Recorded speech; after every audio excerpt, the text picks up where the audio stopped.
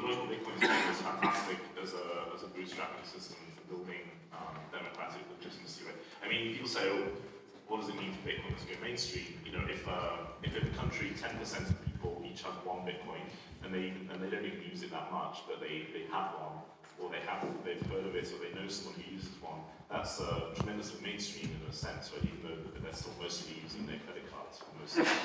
And local Bitcoins is perfectly capable of scaling that, just based on trust relationships. You know?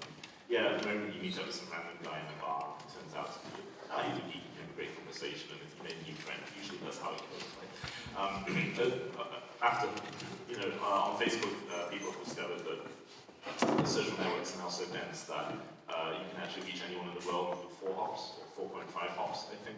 So it doesn't actually take a whole lot of people to be getting involved with Bitcoin before everyone knows someone who could sell them some Bitcoins who isn't a total stranger. Right? And once you reach that point, just because of the you know, exponential function and so on, everyone can easily get a small amount. It doesn't have to scale to huge amounts, right? But at that point, little local Euro exchange and so on will start getting involved. Little shops will start supplementing their income with that. Unless there's a massive crackdown. I also don't think it has to be either or. I think that there's like a lot of complementary factors between, you know, having the complete grassroots approach and then like the big banks approach, where you try to get big banks to adopt Bitcoin. Like both things help in different ways, and they're going to play different roles in different situations. Yeah, I mean, if you want to get a few $100s worth of Bitcoin, you can go down to Starbucks and do that, right? But if you want to put $50,000 into Bitcoin, then right now you probably already have to use a centralized exchange. But the way things work right now, you probably have to send a $50,000 wire, and everything's reported, and you know, it happens within the existing system. So following along on this theme, are there any key pieces that you can imagine that you're thinking about that still need to be built? So I imagine that there's some people in the audience that may also have ideas or might actually come here looking for ideas on that too. What do you guys think? I think point of sale is really a key aspect of that. I mean, you hear about pubs, for example, in the UK that sell beer for Bitcoin. The guy there apparently has developed his entire point of sale system himself, producing the QR codes or whatever. So he's developed it himself, but I don't see that sort of happening kind of on a wider scale. But I think that's really quite important that we have not just the ability to buy Bitcoins, but actually we need to be able to sell them. That's actually very important because, you know, when we say decentralized exchange, how do we solve this problem of decentralized exchange? We're really talking about fiat currency. Because if this was just a decentralized exchange of, say, Bitcoin for Litecoin, let's say I have some Bitcoin and I want to get some Litecoin, it's very easy to do decentralized exchange, right? And so the real problem is if you want to do Bitcoin to dollars or euros and you want to be able to sort of get in and out of that system. I think your point is very well made about how when you read these interesting stories about like local businesses and pubs and you know, restaurants and so on that are accepting Bitcoin, and when you dig a little bit deeper into these stories, invariably it turns out that, you know, this is a guy who runs a burger restaurant who also happens to be, you know, a highly trained economist, a computer programmer, or, you know, spent his career in it. You know, there's always some story about like why is this guy who sells beer selling or accepting Bitcoins? But yeah, the UK pub chain is a classic example of that, where the guy who runs these pubs is actually like a highly skilled computer programmer as well, and just did it for fun. You know? That's obviously not like a sustainable way to grow these things. So a good point of sale system is really. I mean, the real point here is getting into fiat and out of fiat without having to deal with a centralized exchange. And so point of sale, like especially for example, BitPay, they don't solve the whole equation, right? They don't necessarily give you a way to get out, but what they do is they give you a way to spend Bitcoins that you have for real things so that you don't need to exchange them for dollars in order to use them. You know, and it's not just beer. You know, where I live, for example, you can take Bitcoins down and buy gold. And so like, if you wanted to move out $10,000 or something like that, it's very easy to do that because of Bitcoin. Or excuse me, because of BitPay. Right. Any other questions out there? Yeah, please. Hi, I'm Odom from Blue and Mastodon Foundation. I had a question about Mastodon because You should be up here. yeah, hi. I'm Ron from BitBlue and Mastercoin Foundation, and I have a question. Mastercoin is actually a new project that's also trying to tackle, among other things, the distributed exchange concept. I was wondering what are your takes on that? If you're familiar with that. If not, we should talk later. Why don't you tell us a little bit more, because it deserves a minute or two. It's on the same theme. Yeah, I'll be happy to. So Mastercoin is a new sort of currency that's built on top of Bitcoin. As opposed to all the alt currencies, it's not a separate blockchain, it's just embedding sort of transaction into the Bitcoin blockchain. And it has room for all sorts of new features, like better security and exchanges and betting on the future price of various currencies. And it's basically, it's a relatively simple way to achieve this sort of thing. Right? You can have like one of the maybe more advanced features of Mastercoin is having backed currencies where you can create dollar notes or gold notes or euro notes on the blockchain. You basically create a sort of escrow fund that automatically tries to tackle or track the price of dollars. It's a virtual asset that essentially has no value, like Bitcoins. You know, Bitcoins have no intrinsic value, right? But they have some value because people believe it should have. So if I create dollar coins on top of the Mastercoin or Bitcoin blockchain, then the dollar coins intrinsically have no value, but they are designed to track the value of dollars in various ways. I won't need to get into anything into it right now because it's not my talk. I'm just trying to ask the question here. Well, I could say, you know, there's sort of two ways of having a blockchain-based dollar issuance. One way is you have an actual dollar issuer who's an entity who's holding dollars and who's exchanging in and out these dollars for his color coins or his master coins, right? And then the problem that you come up with in that situation is now he becomes, you know, this central point where, you know, now you got to trust this guy who's holding the dollars and you have to regulate the movement of the dollars in and out.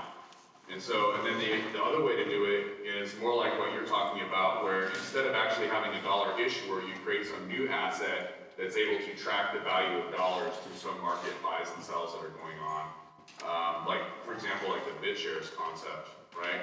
And in that case, the biggest weakness that seems like to me anyway would be that it becomes vulnerable to a speculative attack. I'm going to be very blunt, please don't take offense. I read some of the Mastercoin white paper, and it was full of assertions about the features it would have with no explanation of how these things would function in a technically credible way, right? You know, saying, oh, it's going to do this, and it's going to do that, and saying this is easy, right? Writing the code and implementing it is extremely difficult. And I should know because I've spent years doing this stuff, right? So I'm actually very worried about Mastercoin because I don't know if JR is here or not. I met him, you know, at the conference in May. He actually raised a significant sum of money with very little technical plan, as far as I can tell, what he's actually going to do with this money, how he's going to build these features. So it does worry me that this might blow up in people's faces. Right? If you're going to claim you can implement these features, I want to see code that works. That's why the money was raised, to build the code, right?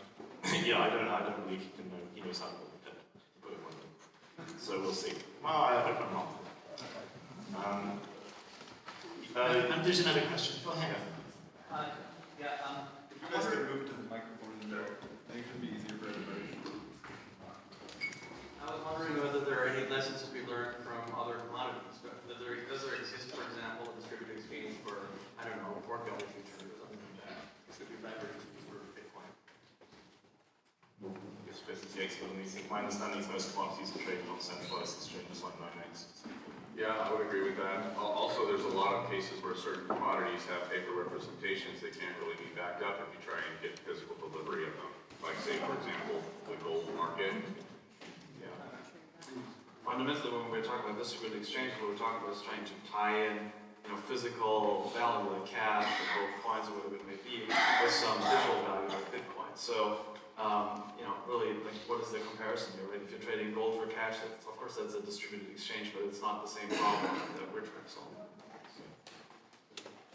I think possibly, at least from my perspective, I think there is a certain strength in the notion of a distributed exchange, because what we're seeing generally, sort of, if you look at the US, for example, they're taking quite a strong stance towards exchanges or companies that are operating in the Bitcoin space, and the idea that if you had something that's too centralized, then it's essentially open to attack, as you said.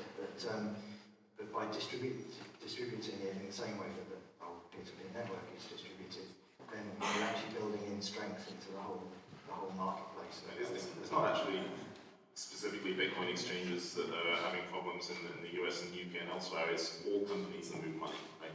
I think we shouldn't get a persecution complex about this stuff. The reality is that like companies that are moving money in and out of Somalia, for example, they're all having their accounts terminated as well at the moment, and then they've got nothing to do with Bitcoin. It's just banks see since the HSBC fiasco, a bank says, are you moving money on behalf of other people? Yes, you're risky, get out. Right? They don't want to have anything to do with companies that move money, unless they're other banks, of course. It's not specific to Bitcoin, it's more specific to the banking cartel. Yeah. The protection of their cartel isn't specific to Bitcoin at all, right? It's just specific to anyone else who might possibly compete with them on a free market. I don't even think it's a competitive thing at the moment, right? These people are actually scared of going to prison. The way these laws are written is extremely stupid. Basically, there's no point to which the liability stops flowing through the financial graph. So, a bank says, if we provide a bank account for a company that moves money in and out of Somalia, and then someone in Somalia opens an account with that company, and they turn out to be a member of Al-Shabaab, right, which is a group that the US doesn't like, then the liability for that will actually flow all the way up to like the chief executives of like HSBC or Barclays or wherever, right? It doesn't stop anywhere. It just keeps going. And so they're afraid, they say, I don't want to go to jail, right? So we'll just like kick these customers out. Just like Marissa Meyer saying she didn't want to go to jail for revealing the fact that she was forced to put backdoors into Yahoo. Right? I said, hey, if we said anything about this, we're going to go to jail. We're scared we're going to go to jail. I just have to add, if you look at the incredible banking scandals that we've seen over the past years, it doesn't look to me like these guys are afraid of going to jail, quite honestly. No, I would disagree, actually. Some of them are. Yeah, if you look at HSBC, which is really the turning point for all these events, in the past it was always understood that these laws would be enforced in fines and so on. And then in that case, it also turned into a large fine, but it looked for a while. There was actually a big fight inside the US government, and it looked for a while like they might actually start prosecuting like senior members of HSBC. And this the fact that it was even on the table, and that it actually took like a fight between the Treasury and the Justice Department, really put the fear of God into these people. And that's the point at which every company started getting kicked out of its banking system. So let's switch gears and get back to the technology for a minute. I think we've got a question. Yeah, go on. Does Open Transactions have a solution for decentralized exchange? It's a number of solutions. It's a series of solutions. One solution is, right now, a lot of the systems that are out there are provider-centric, they're server-centric. And so, like, for example, look at Mt. Gox. Mt. Gox facilitates exchange, and they're the center of the universe there. You connect to them, and the exchanges happen with them, and then you have to get your money back out. And so one of the key philosophical underpinnings of Open Transactions is to make things client-centric instead of server-centric.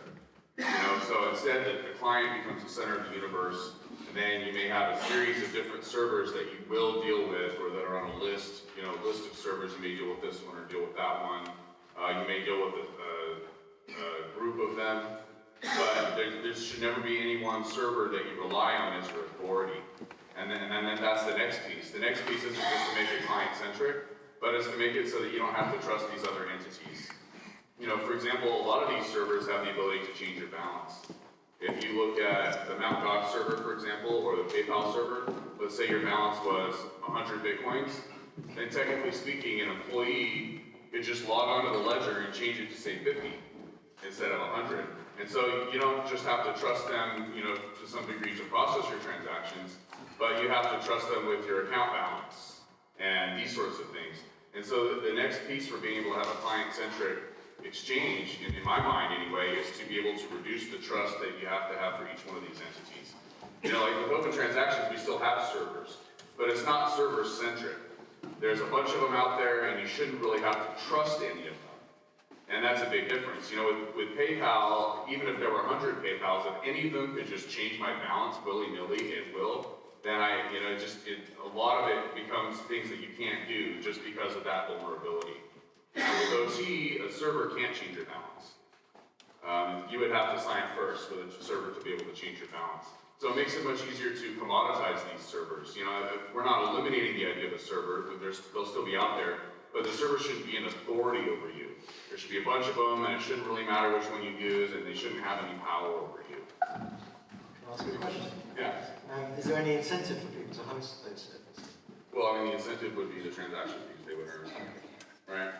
And then the third piece that, at least in my mind, is really important for decentralized exchange is the ability to have separation of powers. To be able to take specific functions, and instead of having them all rolled up into one entity, is to be able to separate those out. So you may have many clients, and it's client-centric, and then the clients, they're not just using, say, a transaction server, but there's issuers, there's transaction servers, and we have a separation of powers between the two. Does that make sense? Like, for example, colored coins. You should be able to have there's a lot of systems where the currency issuer and the transaction processing is the same entity.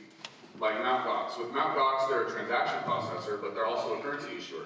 What you're really trading on Mt. Gox is Mt. Gox Bitcoin units and Mt. Gox dollar units, right? Mt. Gox euro units. And so they're the issuer of these units, and they're facilitating the trade of these units, and then you have to deal with them as a bottleneck to go in and out of these units. And I want to take all those pieces and separate them out into separate entities who, like you said, can all get paid.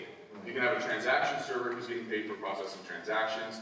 You can have an issuer who, say, issues his currency, say it's colored coins or master coins. You know, I think colored coins are feasible. You know, we've got a guy working on some colored coin stuff.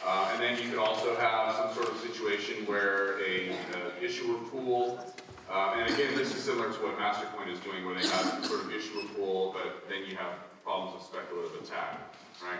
Where you may be able to have, say, a dollar-based currency that's backed in Bitcoins, instead of actually having someone somewhere that's holding dollars. So let me break in. What do you guys think about the trend for the high-volume bots and the automated trading? Is it positive? Is it negative? What are your thoughts about it? I think it's very important for there to be liquidity. That's the whole thing. If you want to spend money or you want to make a payment, then you need the liquidity at that moment. And trading bots generally help to provide that. So I think that any sort of bot that reduces the spreads, increases competition for facilitating these transactions is definitely a good thing. Yeah, I mean, it's definitely a good thing, and also it's not something that can be stopped. You know, so it's a reality whether it's good or not. You know, sort of like spam. Is spam a good thing? Well, probably not, but it's still there. So will there be arbitrage opportunities or particular ways of timing? There's definitely going to be in my system. Yeah. You have like a client, and then you have all these servers, and he may be performing trades on different servers.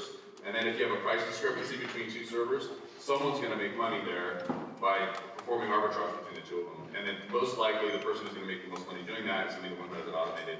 That's supposed to happen in the Bitcoin space already, right? It's sort of broken at the moment because of Mt. Gox, but in theory it should work. And people have to make arbitrage in Bitcoin exchanges, which is a useful function. I'll provide a counterpoint to the high-speed, high-frequency trading stuff.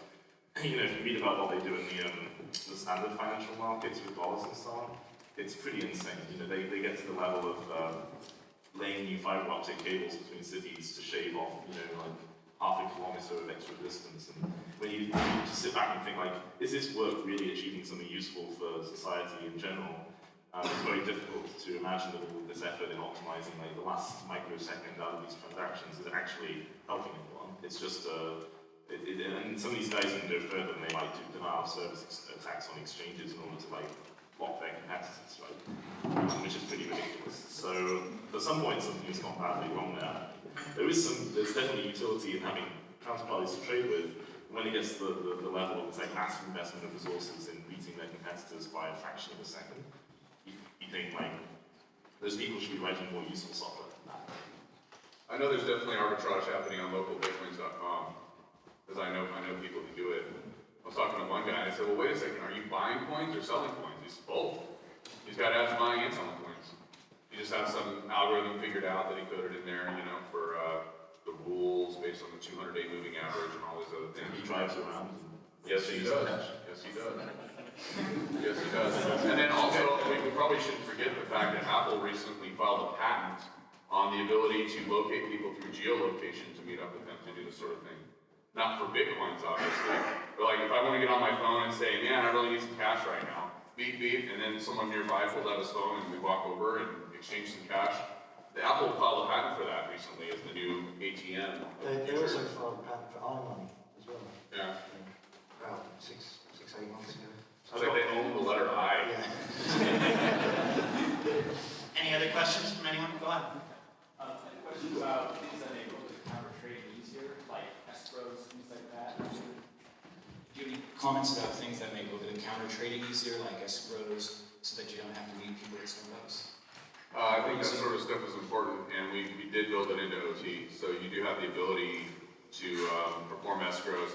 Basically, we have sort of a generic smart contracting mechanism built in that lets you create any sort of custom scripted agreement that you want, and then multiple parties can sign it and activate it. And so I didn't build escrow into OT itself, but what I did was I made a smart contract that does escrow and included it as a sample of the smart How contract. about using blockchain features like pay to script, 2-3? That's very important as well, and we're going to be using it.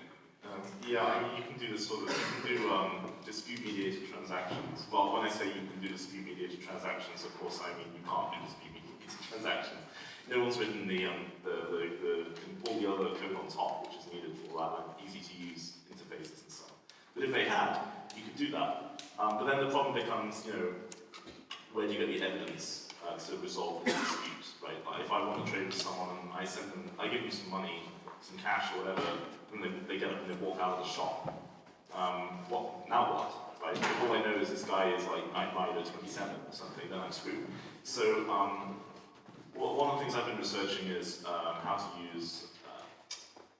It turns out that I assume most people who travel from other countries, you've got passports with you. They have chips inside of them. These chips are standard NFC chips that can be read with a smartphone. Actually, you can install an app from the Play Store onto your Android phone and read your e-passport data, and that's all digitally signed by governments. So this is a really easy way to get a mathematical proof of your legal identity. And you know, it would be perfect if you never had to trust anyone for anything at all ever. In terms of finance, that would be just ideal. But in practice, that's very hard. We don't know how to do that all the time. And being able to, you know, present a proof that someone agreed to something that's difficult to forge, you know, then the police can go and be like, hey, you scammed this guy, you know, you're guilty of fraud. So that provides a kind of backstop for resolving these disputes. And I think we're going to see more of that. Another example of just what you're talking about is when we talk about micro gateways, the idea there is that it's, for example, it's hard to get a partnership with PayPal or with Alipay or whatever the interesting payment providers are that, you know, an exchange might want to integrate with. And so one thing you can leverage is their broad user base. You can get the users to make the payments for you, so you can get quite large volume, but each individual payment stays below the limits that an individual user has. So the difficulty becomes like actually proving that you made the payment, that you have reversed it, and so you can hold some money in escrow, but you still need to have some sort of proof that it's actually happened. And if that provider doesn't give you an API to get that information, then it's very hard to do like a secure proof of that. And so one thing that we've been working on is potentially recording SSL sessions between you and the provider, which is completely passive, so the provider can't block that. And so it would be a way for people to, let's say, make a PayPal payment and prove that they've made it, and then go back after a certain amount of time and say, look, we have reversed it, we have disputed this payment, but it's still legit, and so build a reputation over time. So that's some of the things that we're trying to work on with contracts. Yeah, I looked at that as well. Like, can you prove can you make SSL sessions provable? You can't today, it turns out, which is I believe you can. I don't trust SSL. Well, we should discuss that later. I don't trust SSL at all. Well, I mean, it's the best we've got, right? But one of the problems we've got for decentralized exchanges is the existing banking system doesn't do cryptography, basically. I mean, it doesn't, like, your credit card has a chip, which is like cryptography 101 from 1976, basically, or something. Beyond that, there's no way you can actually get a proof out of the system that you did a transfer of money. The the bank just doesn't give you a proof, right? They just say, yeah, sure, of course we did it. Like, why would you ever care about it when you send someone money? So there's like no, it's very difficult to integrate that with Bitcoin where everything is mathematically based. I think it's also important to point out that disputes don't always happen at the point of payment. Yeah. They can happen sometime afterwards. Okay, the transaction may have actually happened, and maybe you went through an escrow process in order to facilitate that transaction, but a dispute might arise later, and that's the same problem that you'd have with cash. You would Yeah, have exactly the same issue. There have been cases where people did local Bitcoins trading, and yeah, they sent the guy some Bitcoins with their phone, and then the guy just got up and walked out, and then someone was like, we could look at the security cameras and they'll just see two guys playing with their phone and one guy gets it and walks out. There's nothing the guy can do. So the payment protocol work, which is going to be in the next release of Bitcoin, the core Bitcoin software, it takes a step towards helping resolve that. So it allows you to generate a request for payment which is digitally signed under some identity. So it can even be an email address, it doesn't have to be like a legal identity. But then you've got some kind of, it can contain a description of what you are requesting payment for, like almost like a receipt or an invoice. And then, you can take this signed request for payment, and you can take the transaction you created to pay it, and that's like a proof of payment. Then you can say, look, I can mathematically prove I paid this money for that thing requested by that guy. And at this point, it becomes easier to resolve disputes. You asked about pay to script, by the way. That's what we're using. So, remember how I said there's different things you want to separate out and decentralize? One of them is the storage of reserves. So, for example, if you send a Bitcoin to Mt. Gox, they hold it, and they give you a Bitcoin unit inside their system. And then later on, you have to trust that if you give them the Bitcoin unit, they'll send the actual coin back to you again, right? And then that would be the same thing on open transactions. Normally, if you send a Bitcoin to a server, then he gave you a unit, then you have to trust that server to sit there and hold that coin. So that's where we're going to be using pay to script. You might have a voting pool composed of, say, 10 servers.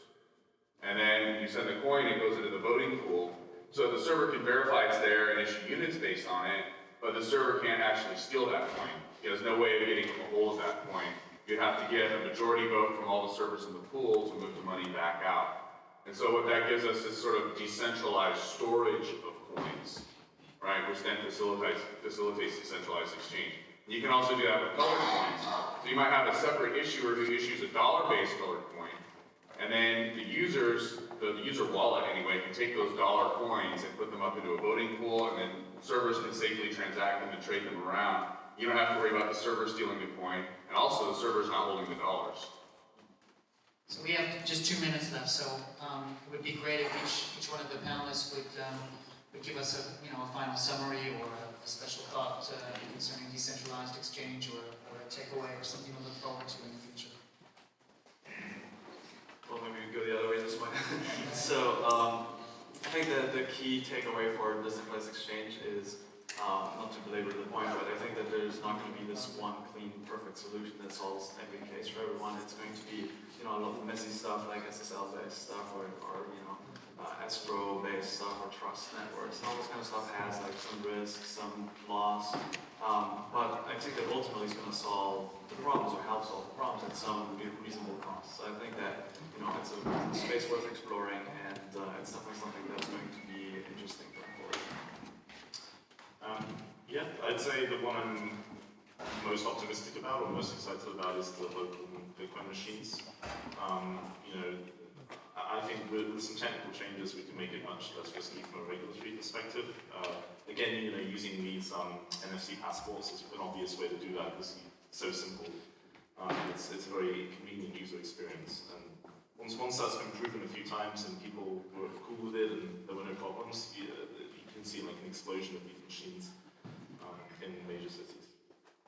I think one of the important pieces is going to be separating the person processing the transactions from the person where you get the money in and out. Right now, Mt. Gox processes transactions and you move money in and out through Mt. Gox. And I think one of the biggest important pieces there is separating these two functions so that the entity processing the transactions is not the same entity that you would go in and out of fiat with. And, so that's sort of a general philosophical concept. And then in specific implementations, I agree with Stefan and Mike. It's going to be a lot of different things. It's going to be localbitcoins.com, and then certain software that's built that uses that. It's going to be Bitcoin machines. It's going to be any little solution that's slightly different. It's going to fill some niche.